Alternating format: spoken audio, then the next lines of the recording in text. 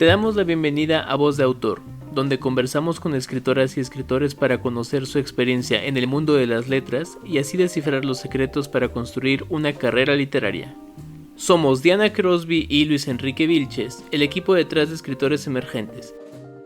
Hoy conversaremos con Raquel Castro, escritora representada por BF Agencia Literaria y autora de la novela Un beso en tu futuro, publicada por Alfaguara Juvenil en 2017. Raquel Castro nació en 1976 en la Ciudad de México. Ha sido guionista, periodista y escritora. Desde pequeña le gusta contar historias. También le gustan los gatos, la música, la comida rica, el humor y los zombies. Ha ganado premios como el Premio Nacional de Periodismo y el Gran Angular de Literatura Juvenil, que recibió por su novela Ojos llenos de sombra, publicada por SM Ediciones en 2012. Otras novelas suyas son Exiliados, Editorial El Arca, 2014, Lejos de casa, Editorial El Arca, 2013, y Dark Doll, Ediciones B, 2014. Además, ha publicado la antología Festín de Muertos con cuentos de zombies de varios autores mexicanos, publicado por Océano en 2015, y un libro con sus propios cuentos, Pirañas del Mundo Unidos, colección Absurdia y Suburbia 2014. Sus títulos más recientes son Un beso en tu futuro, Alfaguara Juvenil 2017, Cómo escribir tu propia historia, Alfaguara Juvenil 2018 y El Club de las Niñas Fantasma, Alfaguara Infantil 2021. Le damos la más cordial bienvenida a esta emisión de Voz de Autor. Buenas tardes, buenas noches, buenos días a la hora que nos estés viendo o escuchando en esta emisión de Voz de Autor. Damos la bienvenida una vez más a esta conversación que hemos preparado para ti. En esta ocasión vamos a realizar una entrevista a una escritora que nos ha encantado leerla, nos encantan también los proyectos que ella lleva a cabo para la divulgación de la lectura y la escritura. Estamos muy encantados de tenerla con nosotros en esta ocasión y pues bueno, sin más dilación, del otro lado de la llamada nos espera Raquel Castro. ¿Cómo estás, Raquel? Hola, pues muy contenta de estar aquí con ustedes. Muchas gracias por la invitación. Sí, el placer es nuestro. La verdad, como decíamos, pues nos encanta tenerte por aquí, sobre todo por la experiencia que seguramente podrás brindar a nuestra audiencia, que en general es una audiencia bastante joven. Y el libro que para esta conversación en particular leímos, que es el de Un beso en tu futuro, que sabemos que ya tiene un tiempito pues de haber sido publicado, pero nos gustó mucho justamente porque es novela juvenil y entonces obviamente entre otras razones pues nos encantaría conocer tu experiencia al respecto de este tipo de escritura que no lo habíamos tenido en Voz de Autor, ¿verdad? Como hablar sobre literatura juvenil, sobre el uso del lenguaje que tú utilizas, pero bueno, vámonos por partes. Es que la emoción me estoy adelantando. Muchas gracias. Entonces, pues nos gustaría primeramente preguntarte, ¿qué nos puedes contar de este libro, de Un beso en tu futuro? Se me hace bien padre que hayan elegido ese, porque creo que a la fecha es el libro que más he disfrutado escribir. Fíjense que mi primera novela, que se llama Ojos llenos de sombra, fue un proceso muy dramático para mí, ¿no? O sea, yo de repente me frenaba y yo decía, ¿pero para qué estoy escribiendo? ¿Quién me va a querer leer? Ya hay tantas cosas escritas en el mundo. Me daba pena decir, estoy escribiendo una novela. Cuando me decían, oye, ¿qué tanto escribes? Yo decía, un coso, porque la palabra novela era demasiado grande para mi garganta, no sé. Y bueno, no sabía si me la iban a publicar o no sabía si tenía lo que hace falta para escribir una novela, y me refiero no solamente al talento, sino a la disciplina, ¿no? Como que cuando te embarcas así y de repente dices, tengo 20 páginas escritas, es más de lo que había escrito nunca, pero es muchísimo más lo que me falta, no sé si pueda, etcétera, ¿no? Y la siguiente novela que escribí, me la pidieron, ya fue así de decirme, oye, Ojos llenos de sombra, nos gustó mucho, queremos una novela que tenga una protagonista femenina, adolescente, que tenga tales características, o sea, no me dieron la historia, digamos, me dieron algunos lineamientos y una fecha de entrega, entonces fue muy estresante por ese lado, ¿no? Y con Un beso en tu futuro eran 2 historias que yo quería escribir desde hacía mucho tiempo, pero que creía que no iba a poder nunca.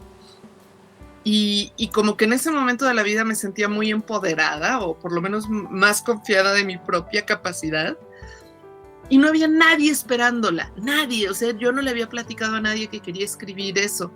Entonces tenía por un lado que soy muy ávida, soy una fan de Ana Frank, ¿no? Básicamente, desde niña leer su diario me ha inspirado mucho. Y una de las cosas que me encantaba del diario de Ana Frank era esta relación extraña que tenía con su hermana, ¿no? Como que ella en el diario dice, ay, es que Margot es tan perfecta y yo en cambio soy de lo peor. Y a mí me gustaba mucho esa cuestión de que hubiera, o sea, se me hace muy, muy, muy rico el conflicto cuando hay una competencia con alguien que no odias, sino que al contrario, admiras y respetas y quieres mucho.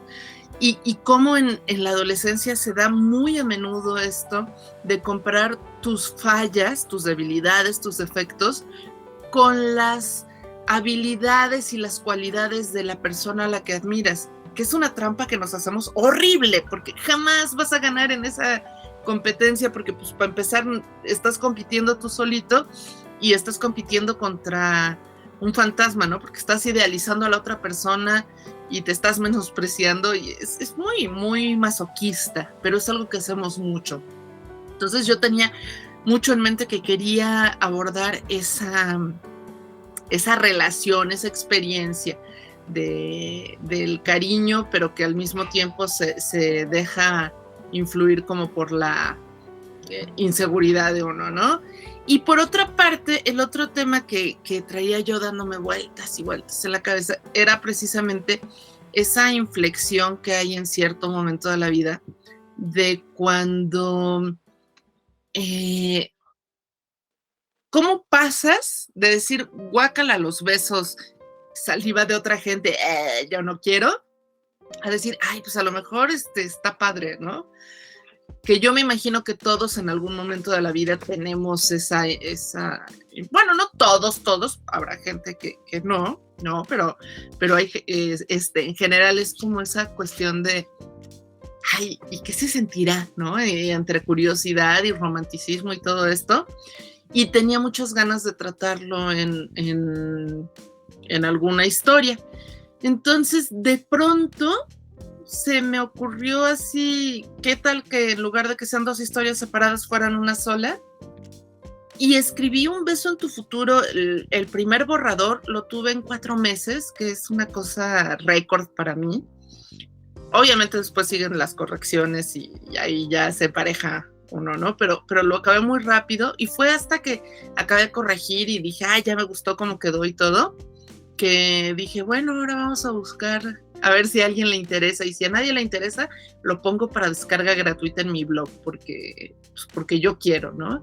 Entonces fue una experiencia muy, muy, muy gozosa, muy, muy libre, sin el estrés de chin que va a decir la gente. A mí me gustaría mucho destacar esta parte que dices de el gozo de la escritura. Es algo que la verdad nos da mucho gusto. Ahorita lo estamos comentando un poquito. Nos da mucho gusto saber que pues hicimos como esa elección sin de hecho saber que había pasado eso en el proceso, lo cual es muy, muy afortunado. Pero sí podría decir que, o sea, me atrevo a decir que se nota, porque la verdad es que la escritura es algo bastante, no sé, o sea, tiene una manera de imbuirte como lector, de hacerte sentir muchas cosas desde la página 1, o sea, cuando lo estábamos leyendo comentábamos que, o sea, la tensión y las emociones a flor de piel, como por este asunto de que los protagonistas son adolescentes, y todo, o sea, se siente desde todo el momento, y yo creo que tú nos dirás si no es así, pero en parte no sé si el gozo con el que seguramente lo escribiste, es estar como muy metida como en esas sensaciones, pues hacen que definitivamente también se sienta como en la piel de la escritura. Sí, por supuesto. Además es algo bien bonito. Yo creo que escribir puede ser una actividad bien divertida, muy, muy gozosa, muy lúdica, ¿no? Son una cita contigo mismo en la que haces a un lado la prisa cotidiana, la necesidad de estar al día de todo lo que está pasando afuera, ¿no? Un ratito que apagas el celular y que no te importan las notificaciones. O sea, puede ser muy, muy grato estar escribiendo, pero a veces se nos olvida. Y bueno, también está la otra parte, ¿no? De que se nos filtra la inseguridad, la expectativa, no saber qué vas a hacer con el texto, tantísimas cosas, ¿no? Pero poder recuperar esa diversión que yo sentía cuando durante mucho tiempo escribí en un blog.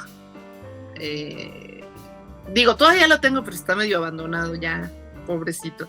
Pero desde 2002 tengo mi blog.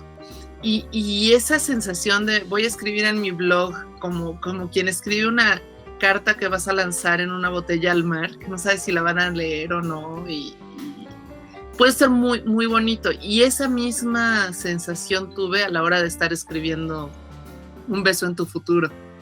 Pues definitivamente, como ya mencionó Luis, es algo que se siente, es algo que se percibe desde la parte de la audiencia lectora, porque se lee muy fácilmente, además de que es una novela pues bastante corta. Bueno, yo la acabé de una sentada, por ejemplo, así como en un par de horas ya había acabado, y fue muy gratificante. También otra cosa que me pareció bastante satisfactorio fue el uso del lenguaje, ya que es muy coloquial, representa pues a la perfección la perspectiva de la protagonista, que es una adolescente, y además se siente como muy, muy íntimo. Entonces, no sé si puedas compartirnos algunos consejos o algunas claves que tomaste en cuenta a la hora de construir este lenguaje para la protagonista. Claro, y es algo bueno, a mí una de las cosas que más me gusta hacer dentro de una novela es dedicarle tiempo a los diálogos, ¿no? Disfruto mucho la construcción de la forma de hablar de cada uno de mis personajes, y de hecho yo me hago una plantilla, a mí me ayuda mucho eso, para cada uno de los personajes, pero no solamente incluyo edad, apariencia física, algunas de sus características emocionales, psicológicas, sociales, sino que además le dedico un cachito a cómo habla. No se trata de hacerle todo su glosario, ¿no? Imagínate el diccionario español Nancy y de cada uno de los personajes no acabas nunca. Pero sí pensar un poquito cómo habla particularmente este personaje, ¿no? Si, por ejemplo, es un chavo que juega fútbol, pues probablemente use muchas metáforas de soccer, ¿no? Para hablar de la lucha en la vida, ¿no? Ganar es como meter un gol, te hacen falta, tu papá te pone la tarjeta amarilla. Bueno, esto es muy burdo, pero nos da un poco una idea, ¿no? Y me gusta mucho hacer este tipo de reflexión para cada uno de los personajes. Y ya cuando escribo la novela en sí, pues no me pongo a revisar a cada rato eso, pero como que algo se te queda, ¿no? Y a la hora ya de terminar un borrador, entonces sí regreso a lo que había planeado para cada personaje. A veces hay que modificarlo, cambias de idea durante la marcha, pero a partir de eso decir, a ver, si está hablando como quiero que hable. Con los libros juveniles hay a veces un problema, que es que algunas editoriales tienen su principal mercado en escuelas. Entonces, le tienen mucho miedo a los maestros, los papás, los grupos de papás en WhatsApp, que son, creo que, el mayor terror actual. Y te piden como autor que no metas groserías, que no haya menciones a sexualidad, que cosas, ¿no? Que me parecen, bueno, eso es todo un tema y es tremendo, ¿no? Pero en este caso, como nadie estaba esperando la novela ni nada, yo me dediqué a escribir como escucho que hablan los adolescentes, ¿no? Hice un poco de investigación, a lo mejor rara, porque una de las cosas que hice fue asomarme a mi diario de cuando yo tenía entre 12 y 15 años. Fue una experiencia muy extraña, porque definitivamente ya no soy la Raquel que era entonces, y de repente leía unas cosas que yo decía, ay, qué dramática es esta mocosa, de veras. Hasta pena me daba, sentía como si estuviera leyendo algo ajeno, ¿no? Pero me ayudó como a poner el punto de vista en lo que realmente era importante para mí cuando era adolescente, que no es lo mismo que ahora, ¿no? Y la otra parte fue ponerme a escuchar a adolescentes actuales y no perder ocasión de preguntarles, oye, ¿y qué música escuchas? ¿Y qué te gusta ahorita? Y estar asomada ahí en redes para saber un poquito de qué les interesa y cómo hablan. Un tip que les voy a compartir ahorita no es mío, sino de Vladimir Nabokov, que cuando estaba escribiendo Lolita, le era muy importante que su personaje hablara como un adolescente de ese momento, ¿no? Entonces él contactó a varias escuelas de la zona en la que vivía para decir que tenía una hija adolescente y que quería meterla a una nueva escuela, pero que él era muy estricto y que necesitaba estar seguro de que era la escuela indicada. Entonces consiguió que en varias escuelas le dieran chance de subirse al autobús escolar en su ruta de la escuela a dejar a los alumnos a sus casas, y él aprovechó esos viajes para ir escuchando a los adolescentes e ir tomando notas de cómo hablaban, qué palabras estaban de moda, qué giros y todo. Yo sé que ahorita pensamos en eso y suena un poquito creepy, ¿no? Así de, ay, el señor que, oiga, a ver, queremos ver a su hija y la que puede subirse es ella, no usted. Pero bueno, cambian los tiempos, cambian los miedos, cambian los riesgos, ¿no? Pero en su momento fue una medida, creo, muy, muy audaz y que le funcionó a él muy bien. Entonces, simplificándola, el consejo sería: escuchemos a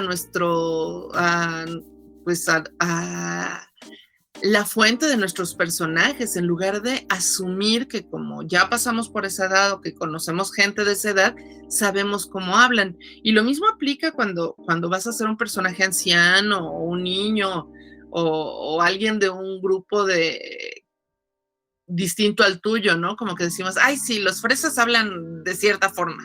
Ay, sí, ya sé cómo hablan los boomers. Aunque crees que ya sepas, no está mal que te pongas a escucharlos, porque te va a dar una idea de mucho de su lenguaje, pero también de sus intereses. Y creo que es muy importante que, aunque tu intención sea que el lector odie a un personaje, que le caiga pésimo y todo, tú como autor tienes que tener empatía con él. Entonces, lo primero para lograr esa empatía, pues ponte a escuchar y a entender por qué son como son, ¿no? Y bueno, yo aproveché las redes sociales para hacer eso. También aproveché que tengo sobrinas que andaban más o menos por la edad en ese momento. Y pues escuchar, ponte a oírlos, pregúntales algo tan simple como, ahorita yo le preguntaría a un adolescente, oye, ¿y cómo ves lo de Kanye West? ¿No? Así de sencillo, ¿no? El escándalo que hay ahorita. Y te pones a oír qué opinan al respecto, y habrá el que le interese por el lado de la moda y los tenis, y estarán ahorita, sobre todo con chavas, he tenido ocasión, me tocó la semana ir a dar una clase en el TEC de Monterrey con chavos de prepa y que están empezando la universidad, y al preguntarles de este tema, pues salieron las fans de Taylor Swift a defenderla de Kanye West y todo, y es bien rico, te da un montón de perspectiva, y pues un poco eso fue lo que hice con Un beso en tu futuro, y no me censuré nada. Dije, si algún editor se interesa y a la hora de que se interese me dice, oye, pero queremos que le cambies vocabulario, pues lo podemos dialogar, ¿no? Pero ¿qué caso tiene que yo me censure ahorita si todavía no hay nadie poniéndome ninguna regla? Y más o menos así le hice. Qué interesante ejercicio el que te aventaste. Y la verdad era una duda que justo queríamos poner aquí sobre la mesa, la de cómo le hiciste para verdaderamente meterte en la cabeza de este universo adolescente que además es diverso, que es algo que hay que destacar de la novela. Tenemos diferentes, digamos, arquetipos de chavos en un mismo contexto, pero que pues hay como claras diferencias entre ellos. Y pues bueno, creo que la respuesta ahí la tenemos, además de que se nos hizo muy interesante también esa manera como de asignar como ciertas metáforas, vocabulario muy ad hoc a la manera como piensan, como esto que nos gustó mucho la imagen de que cuando Nancy se siente nerviosa no siente las clásicas mariposas, ¿no? Sino que siente pulgas como en el estómago. Eso es una figura súper atinada porque también habla mucho de cómo piensa, ¿no? la protagonista. Y pues bueno, eso en general creo que es muy, muy ilustrativo para este tipo de escritura. Pero también nos preguntamos, y sobre todo ahorita que lo mencionabas, la parte como de esta complicación que puede llegar a haber respecto a, pues finalmente el público al que se dirige uno con las novelas juveniles, pues sí es al lector, pero pues también ahí está esta parte como de los otros interesados en que haya la lectura, ¿no? Los papás, las escuelas, todo esto. Y no solamente, también las editoriales. A lo largo de la historia, la literatura infantil juvenil ha sido subestimada bastante. Entonces, perdón por interrumpirte, Está bien. Era algo que quería comentar. No sé si nos quisieras hablar un poquito de tu perspectiva sobre la situación de ese tipo de literatura actualmente, sobre qué obstáculos te has topado al ser una autora de este género, algo al respecto. Es bien complicado, fíjense, porque yo tengo la idea de que el acento tendríamos que ponerlo en el sustantivo y no en el adjetivo, o sea, es literatura. Y eso es lo importante, ya si es literatura infantil, literatura juvenil, literatura para mamás que están esperando que su hijo acabe su partido de fútbol, o si es literatura para señores importantes que tienen muchas cosas que hacer, qué sé yo. Esa parte no es lo realmente importante, ¿no? Un buen libro tendría que ser un buen libro sin importar cuál sea el lector principal al que va dirigido, y todos los libros tienen algún tipo de lector meta, porque uno no escribe pensando en la abstracción, ¿no? Es más, cuando dice uno, es que escribí el libro que me hubiera gustado leer, pues ese es el lector meta, alguien como de mi edad, como de mi contexto, ahí hay algo, ¿no? Pero estamos muy acostumbrados a darle demasiada importancia a lo mercadotécnico, a lo mercadológico, perdón, a toda la parte del adjetivo. ¿Cómo puedo calificar este libro para saber en qué anaquel lo voy a poner y cómo lo voy a vender, ¿no? Y creo que pues ahí hay un problema, porque como decían ustedes, hay un cierto desprecio a la literatura infantil y juvenil, como que por prejuicio se asume que son libros fáciles de escribir, que son superficiales y frívolos, y que la gente importante no tiene por qué acercárseles, ¿no? Lo cierto es que muchos de estos libros son fáciles de leer, pero eso es muy difícil de escribir. lograr que el lenguaje se vea sencillo y natural implica muchas correcciones, muchas revisiones, mucho pleito con tu propio ego, porque sí, uno quisiera demostrar que conoce palabras de 4 sílabas, ¿no? Y que te sabes todas las domingueras, pero acá digamos, la recomendación es, si tienes 4 o 5 palabras con las que puedas expresarlo, escoge la más sencilla. ¡Ay! Y entonces, ¿cómo van a saber que me leí todo el diccionario? Pues no lo van a saber, pero no lo necesitan, porque no se trata de eso, ¿no? Y muchos de las personas detractoras de la literatura infantil y juvenil, me temo que no conocen lo que se está haciendo actualmente, que lo que tienen en mente son libros. Por ejemplo, hay uno que a mí me gusta mucho, se me hace muy chistoso, que se llama Rosas de la Infancia, de María Enriqueta Camarillo, y que creo que es de 1923, que era un libro de lecturas, pero de índole moral. Lo que se concebía en ese momento en el tipo de educación que manejaba esa editorial, esa autora, era que los niños debían leer cosas que los formaran, nada más, ¿no? Entonces sus libros son pues aburridísimos, y lo único que se trata cada una de las lecturas es de que aprendan una lección, a lavarse bien los dientes, a darle dinero a los pobres, a no decir mentiras, qué sé yo, ¿no? Y si tú lees eso y piensas que eso es la literatura infantil o juvenil, por supuesto que la vas a detestar, y yo contigo, o sea, horror. No se trata de eso. Pero ha cambiado mucho la forma en que entendemos lo que es la infancia y la adolescencia. De hecho, ha cambiado tanto que ahora hay quienes consideran que la adolescencia llega hasta los 25 años, ¿no? O sea, estas cuestiones que son multifactoriales, el hecho de que la gente adulta, bueno, que estamos teniendo una posibilidad de vivir muchos más años y más sanos, entonces la gente mayor no se quiere jubilar, entonces los jóvenes no tienen oportunidades laborales, entonces tienen que seguir viviendo en casa de sus papás, y los papás se niegan a darles la libertad o sea, siguen diciendo, mientras vivas bajo este techo, mis reglas y no sé qué, ¿no?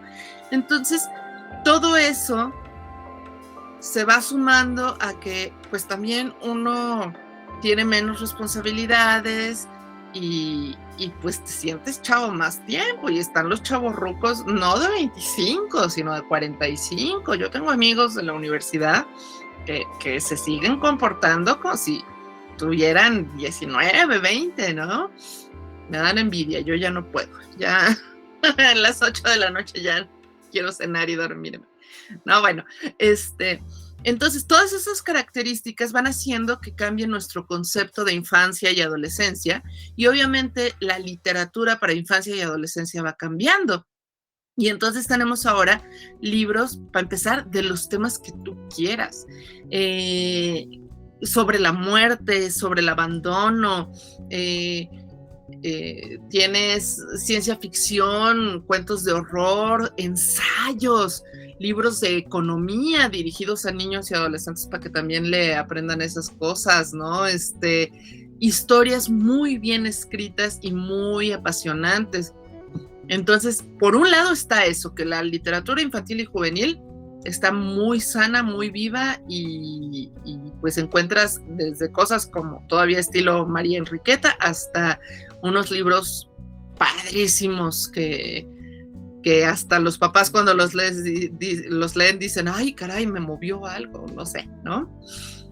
Pero por otro lado está la cuestión de que justamente los niños y los adolescentes son lectores que no tienen la libertad de elegir sus lecturas, ¿no? O sea, digo, claro, anecdóticamente habrá papás que los llevan a la feria del libro y les dicen el que tú quieras, pero la mayor parte de los casos es que al no ganar su propio dinero, no pueden elegir sus propias lecturas, y están papás, maestros, editoriales, y que muchas editoriales que se han dedicado tradicionalmente a la venta de libros en escuelas, pues de veras de eso viven. Entonces, que una escuela les diga, este libro trae la palabra cabrón, por ejemplo, ¿no?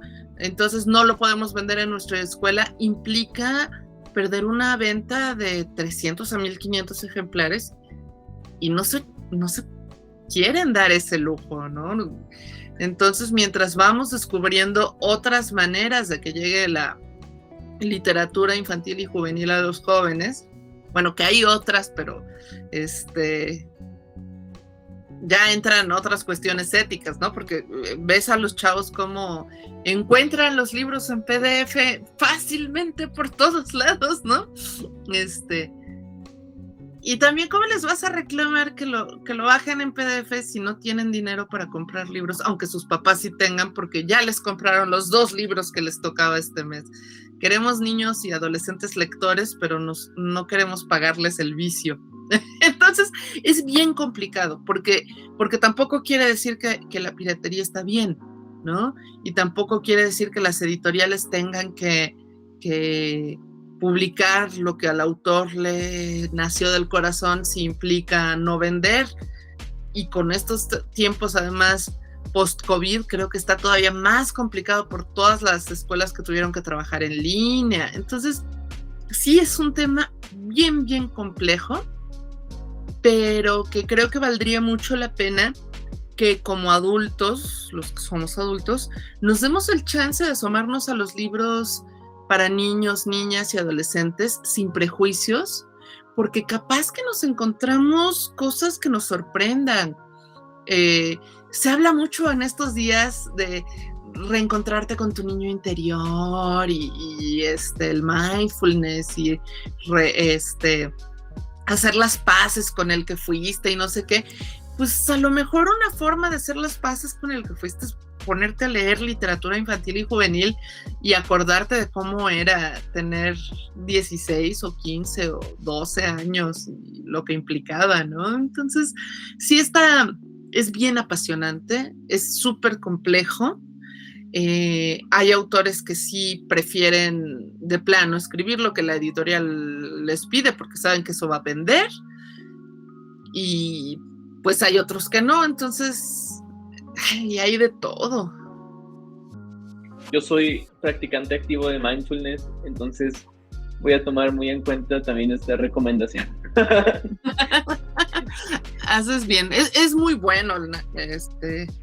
A mí me gusta mucho, por ejemplo, cuando lavo los trastes, curiosamente, ¿no? Que es una actividad que detesto, y en lugar de decir quisiera estar pensando en otras cosas, digo, bueno, me voy a concentrar en esto, en aquí y ahora, y respirar y todo eso, ¿no? Pero bueno. Sí, pero bueno, ese es otro tema.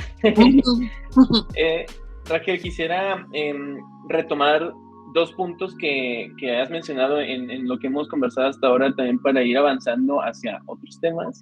Uh-huh. Y bueno, ya nos hablaste un poco de esta parte del gozo desde el que surgió la novela de Un beso en tu futuro, y también nos comentabas acerca de que has tenido esta experiencia de escribir por encargo y además con una fecha de entrega, que pues eso pues definitivamente te hace entrar como en otra dinámica, que pues una cosa es escribir lo que uno quiere porque lo quiere y ya, ¿no? Nadie te lo pidió, no hay como más presión que el rigor que uno se ponga, pero otro es como ya tener fechas de entrega, un cronograma, incluso pues supongo, no sé, una consigna ahí de por medio.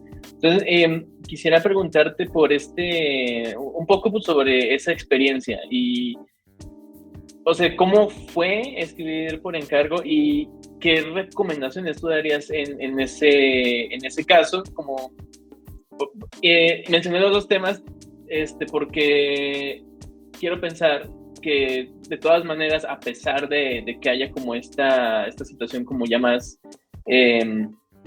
pues sí, por encargo, por una consigna, pues la escritura tendría que encontrar también como su causa, ¿no? Como su propio gozo, a pesar de pues, las limitaciones que seguramente hay ahí. Entonces, bueno, no sé, ¿qué nos puedes decir al respecto? Fíjense, es que hay muchas formas de escribir como por encargo, ¿no? Y me ha tocado trabajar en varias. Una fue que me pidieron un libro para una editorial escolar y nada más me dije, bueno, cuando me junté con la editora me dijo que querían algo como para tercero de primaria y me dio el plan de estudios de tercero de primaria y un folder así gordísimo con papeles que incluían lo que iban a ver en las otras materias y las palabras que tenían que aprender cada mes y los valores que tenían que aprender durante el curso. Y yo llegué a la casa y dejé el folder encima de un mueble y nunca lo volví a tocar. O sea, dije, ¿esto a mí qué? A ver, ¿qué me hubiera gustado leer cuando tenía 8 años, no? Y me puse a escribir con base en eso. Pero no firmamos un contrato, no teníamos una fecha de entrega y yo lo que pensé en ese momento fue, si no le gusta, pues ni modo, ¿no? No pasa nada. Cuando entregué el libro, ya era otro editor, me tardé muchísimo en entregar el libro y sorprendentemente lo único que me dijo así de corregirme algo era un temblor una novela sobre el temblor de 1985 y es un tema que a mí me gusta mucho y me clavé ahí describiendo edificios retorcidos con cadáveres putrefactos y el editor me dijo, oye, es para niños de 8 años, esto sí les va a causar pesadillas, bájale un poquito, ¿no? Y ya lo leí y dije, ay, pues sí, cierto, ¿no? Entonces lo único que hice fue cambiarle ese pedacito, pero por lo demás no me corrigieron más nada. Y pues fue totalmente mi creatividad y ya, ¿no? Y pues no sé si habré cumplido con los objetivos de tercero de primaria de ese entonces, pero además me parece absurdo porque cambian los planes de estudio, ¿no? Entonces yo diría que una historia bien contada puede servir para cualquier etapa escolar si se hace una charla sabrosa al respecto, ¿no? Digo yo, pero bueno. Pero también me ha tocado cosas así de que me ponen fecha, como les decía de esta otra novela, que me dieron una fecha y me dieron una extensión y me dijeron que fue muy libre en el sentido de que nada más me dijeron, queremos que sea protagonista femenina, que tenga, que sea en primera persona y que tenga algún hobby artístico, porque esa es como la línea de estas novelas, ¿no? Y fuera de eso, pues fue lo que yo quisiera y eran restricciones que a mí no me parecen mal. Yo creo que si me hubieran pedido que fuera, por ejemplo, no sé, que fuera una promotora de la gentrificación o que le gustara la idea de que solo sobrevive el más fuerte y que no hay que ser solidarios, pues entonces yo habría tenido que decir ahí en ese momento, sabes que yo no puedo escribir eso, yo no estoy de acuerdo con esas ideas, ¿no? Que ese sería el primer consejo que les daría. Es muy padre trabajar por encargo cuando estás de acuerdo con el encargo. Otro consejo que seguro les han dado por ahí es que vean bases de concursos y participen en todos los que puedan, ¿no? Yo agregaría, siempre y cuando estén de acuerdo con los temas, porque si no va a ser una cosa muy cuesta arriba. De repente yo me encontré una vez un concurso de cuento taurino y por más que pensé que le podía dar la vuelta para que fuera un cuento que reflexionara acerca, porque yo no estoy de acuerdo con matar animales así, ¿no? No pude hacerlo y perdí muchísimo tiempo tratando de hacer un cuento que además no iba a ganar porque era la asociación taurina de no sé dónde la que lo estaba convocando. Entonces va lo mismo con lo que les piden. Si te piden un texto y por algún motivo alguna de las cuestiones que están poniéndote como limitaciones no te convence, mejor no lo aceptes. Otra es que he tenido ocasiones en que además me pagan un anticipo, ¿no?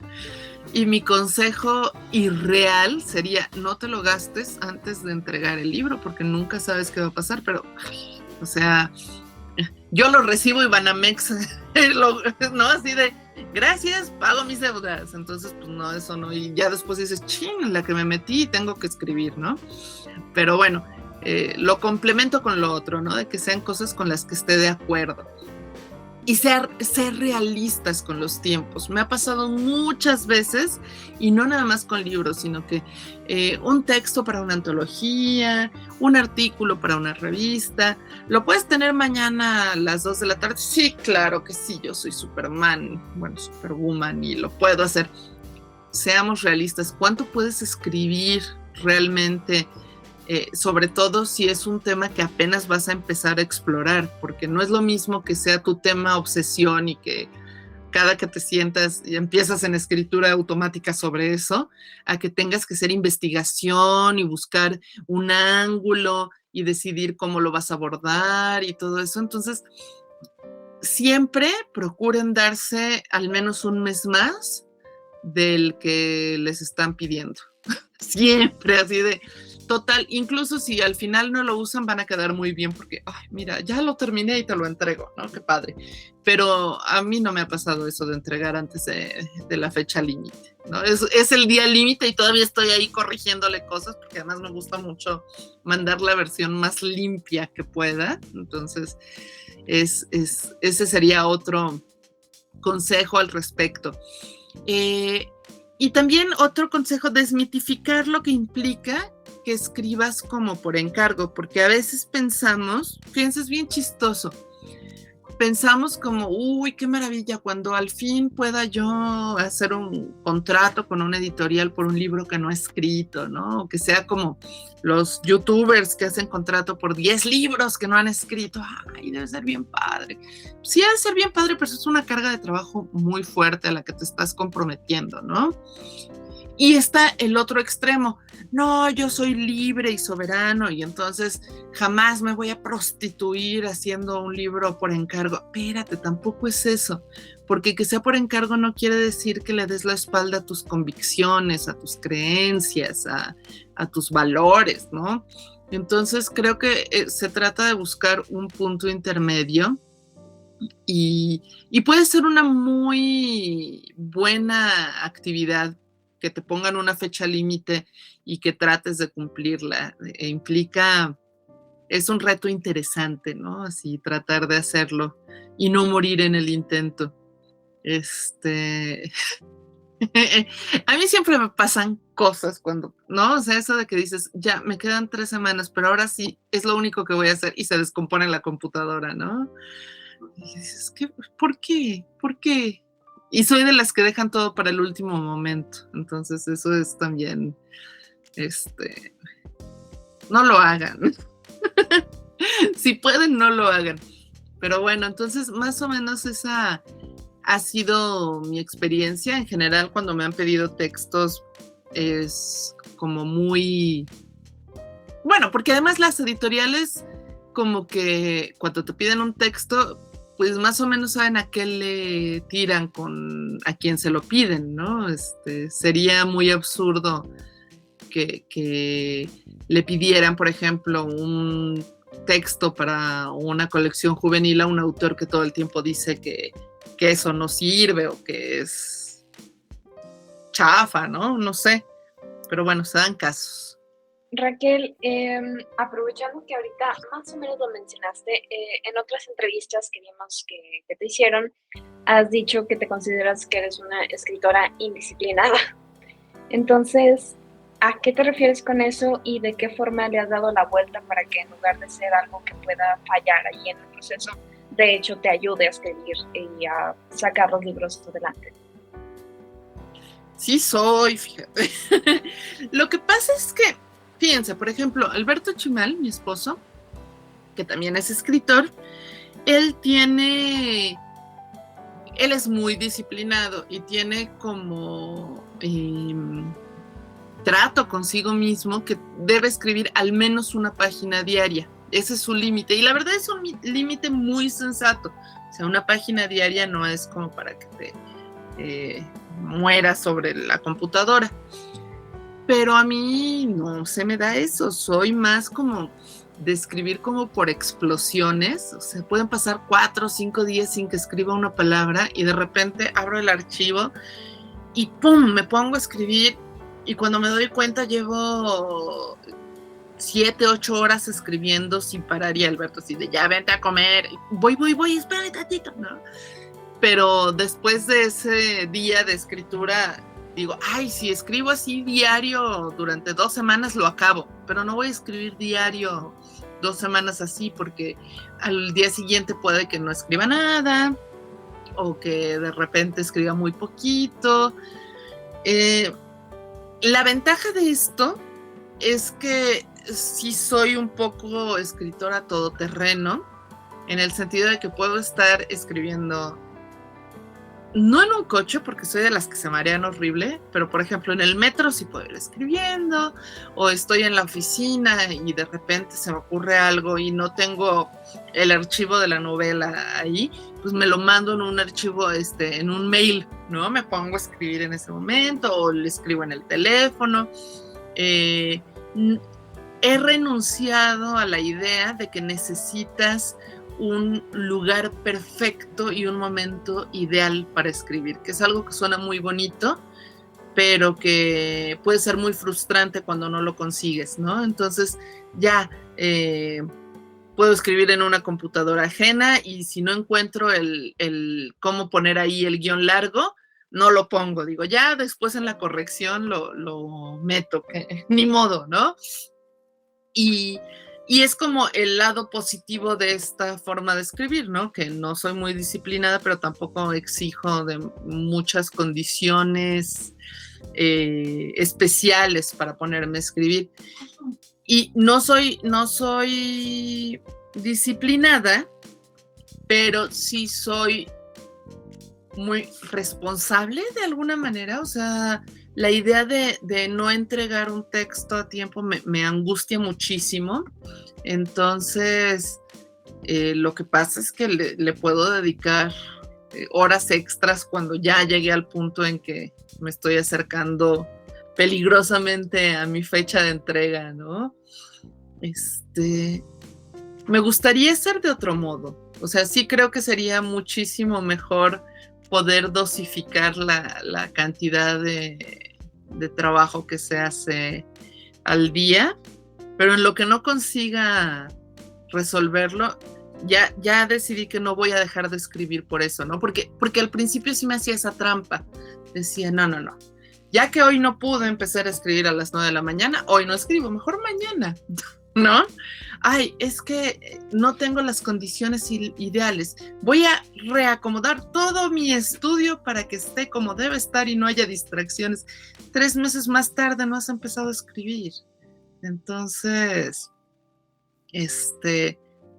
me ha funcionado eso y a lo mejor es una forma de mindfulness, ahora que lo pienso, la parte de cuando estoy escribiendo y trato de no pensar ni en las correcciones, ni si habrá un editor, ni si descubrirá mi prima que la agarré de personaje, ¿no? O sea, es estar ahí con tu texto en ese momento y nada más. Y pues eso de alguna manera compensa esa otra parte más caótica, creo. Honestamente lo creo. De hecho, es algo que aquí practicamos, lo de como escribir simplemente como por el hecho de escribir y luego ya después ver qué pasa, si es que pasa algo con eso. Y para ello pues ayuda mucho, pues sí, que la libretita o las notas en el teléfono y etcétera. El punto es como quitarnos como esta idea idealizada, baja la redundancia, de como las condiciones más propicias para la escritura que pues eventualmente se pueden tener, ¿no? Para reunir, para editar, para juntar las piezas, o incluso sí para ponerse a escribir propiamente, pero el otro extremo es el que tú mencionas, ¿no? El de poner como 1,000,000 excusas para, pues, de hecho, no hacerlo. Y ahí seguramente habrá otras cosas que revisar que son las que en realidad están como impidiendo la escritura. Así que La próxima vez que hable de esto diré que lo dijo Raquel Castro y no yo. Raquel, a propósito que ya mencionaste por ahí a Alberto Chimal, sabemos que tienes obras más recientes que escribiste en colaboración con él. Nos gustaría muchísimo conocer esa experiencia también, la experiencia de escribir en colaboración y al respecto, pues, ¿qué consejos darías a quienes quisieran como explorar esa posibilidad? En mi caso fue una gran experiencia el trabajar en colaboración como lo hicimos. Cuando nos embarcamos en el proyecto, la verdad, yo no tenía idea de cómo iba a ser, nunca lo había hecho. Los ejemplos que yo conocía de autores que habían hecho algo así eran sobre todo que uno escribía un capítulo y el otro escribía el siguiente y así. Y de hecho varios parecía que jugaban a meterse el pie, ¿no? Como a ver qué tan difícil le dejo la situación y a ver cómo la resuelve. Entonces eso da un poquito de miedo, porque además pues tienes tus hábitos, tu estilo, tus palabras favoritas, tus vicios también, ¿no? Pero cuando empezamos con el primer libro juntos, lo que decidimos Alberto y yo fue un método que lo repetimos en el segundo porque nos funcionó muy bien, y era que no se notara qué parte la había escrito uno y qué parte había escrito el otro. Que realmente, en lugar de que fuera el estilo de Alberto con un poquito de Raquel, o capítulo de Alberto y capítulo de Raquel, o algo así, que fuera el estilo que encontramos al escribir los dos juntos, ¿no? Y para lograr eso, nos pusimos algunas como reglas. Creo que la más importante fue que no íbamos a meter en los libros nada con lo que no estuviéramos plenamente de acuerdo los dos. Y no se valía chantajear, ni suplicar, ni nada así. Si yo proponía, oye, vamos a meter tal cosa, y a él no le convencía, derecho de veto, ¿no? Y no entra. Y al revés también, o sea, si él decía, oye, vamos a meter esto, híjole, ¿sabes qué? Como pues se me hace que no, pues no entra. Y eso nos sirvió mucho porque aunque ahorita lo estoy enfatizando del lado de lo que no entraba, lo que sí entraba era más importante y más emocionante, ¿no? Y lo otro que nos sirvió mucho fue, antes de empezar a escribir, dedicarle muchísimo tiempo a ponernos de acuerdo, hacer una especie de preproducción, ¿no? Definir qué iba a haber en cada capítulo a grandes rasgos, para que quien tomara ese capítulo supiera qué queríamos ahí, ¿no? El capítulo 2 vamos a hablar de tal tema y tenemos que ir de tal a tal cosa, y platicado, decir, pues va a tratar de esto, esto y esto, con tú, ¿no? Y entonces hubo momentos en que Alberto estaba trabajando en el capítulo 2 y yo estaba en el capítulo 6 y el 4 no estaba escrito todavía, pero como ya sabíamos más o menos qué iba a pasar y que íbamos a tener tiempo de corregir y que íbamos a corregir juntos, nos funcionó muy bien. Solo una vez nos pasó que estábamos los dos escribiendo el mismo capítulo, ¿no? Ya estoy acabando el 4, no, yo estoy acabando el 4, yo también estoy acabando, chin, ¿no? Y da un poco de coraje por el lado de que dices, híjole, trabajo desperdiciado, aunque luego lo unifiques y ves que queda y que sale, pues era tiempo que podríamos haber estado trabajando en otra cosa. Y luego, ya que hacíamos eso, nos intercambiábamos lo escrito, y entonces yo revisaba lo que él había escrito, él revisaba lo que yo, y teníamos además un archivo compartido en el que nos íbamos poniendo cosas que hubieran surgido, no sé, por ejemplo, que, oye, usé tal palabra para tal cosa, o le puse al tal personaje secundario un conejito de mascota, ¿no? No es trama principal, no es importante, pero que sepas por si lo quieres reusar después. cositas así que podían parecer muy triviales, pero nos las íbamos a dejando como comentarios. Y a la hora ya de corregir, pues corregir juntos, ¿no? Leyendo en voz alta y viendo que estaba ahí y si nos convencía a los dos todo. Y bueno, escribimos una novela que se llama El Club de las Niñas Fantasma, y ahí en el Club de las Niñas Fantasma creo que revisamos completita la novela como 4 veces, así de que no se nos fuera ningún detalle, y quedó bonita, y es un proceso bien distinto de cuando trabajas solo y tú decides y cambias de rumbo en el momento que se te da la gana y qué importa. Acá más bien era de, oye, fíjate que se me ocurrió una idea que podría servir, pero no sé, y platicarla y todo, ¿no? Es mucho híjole, de cómo no nos enseñan en la escuela a trabajar en equipo, ¿no? Porque en la escuela más bien te divides las partes y no falta el que nada más pone su nombre al final en el... Ay, déjenme poner mi nombre para que también me califiquen, ¿no? Y más bien esto otro de aprender a negociar y a ceder y a aceptar que no eres el dictador, ¿no? Es interesante, es bonito, pero es distinto, muy distinto a trabajar uno solo. Y Raquel, ya para ir cerrando la entrevista, ¿te gustaría dar algún consejo final o algo así a pues, escritores emergentes que puedan estar escuchando esto? Por supuesto que sí. Bueno, primero felicitarlos mucho porque es difícil asumirse, ¿no? Por lo menos a mí me costó mucho trabajo. Esto que les digo, estoy escribiendo un coso y yo sentía, chin, pero Alberto ya es escritor, entonces, ¿yo qué soy? Porque la gente va a pensar que le quiero copiar, ¿no? Y bueno, 1000 otros obstáculos que se pone uno. Pensar que ya todo está escrito, que viendo obras tan maravillosas como las de quien tú quieras, Rowling o Shakespeare o Cervantes o Gabriel García Márquez, ¿quién soy yo para contar una historia, no? Pero aceptar que tú tienes una historia que contar o que tú tienes algo que decir, un pensamiento que compartir, creo que es un paso muy importante. Y recordar que cada época necesita sus propios autores, que Cervantes habrá escrito muy bien en su momento para sus lectores, pero este siglo necesita sus propios autores que hablen de lo que ahorita sentimos y necesitamos. Entonces, que está muy bien que sigan escribiendo.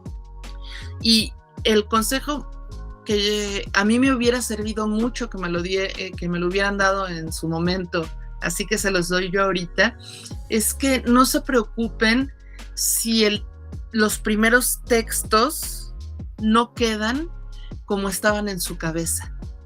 Nunca van a quedar, spoiler, jamás va a suceder, pero conforme pasa el tiempo ya aprendes que es normal, pero al principio uno se pregunta, híjole, ¿será que no tengo talento? ¿Será que no sirvo para esto? En mi cabeza era una gran idea y ya que lo leo no se ve igual. Pues es que estás pasando de pensamientos a lenguaje. Esa adaptación siempre va a implicar cambios, y nuestras propias limitaciones de lenguaje, creativas, hasta físicas, ¿no? Porque uno quisiera a veces escribir una novela de una sentada para poder mantener el mismo tono todo el tiempo. Y conforme te vas cansando y te va doliendo la espalda y empiezas a escribir más despacio, descubres con horror que el ritmo va cambiando en el texto o le paras y al otro día ya no estás del mismo humor y tienes que buscar estrategias para poder imitar el tono que tenías el día anterior o el mes anterior, qué sé yo. Entonces, todas esas limitantes no implican que no seas bueno, que no tengas talento. Y, de hecho, si tuviéramos que elegir una característica para un autor, yo diría que más importante que el talento natural es la capacidad de persistir, ¿no? una persona que no tenga mucho talento, pero que está dispuesta a aprender y revisar y corregir, insistir hasta que termine el texto y volverlo a revisar, y que aunque sea indisciplinada, retome el archivo o que aprenda a ser disciplinada, y me va a dar mucha envidia.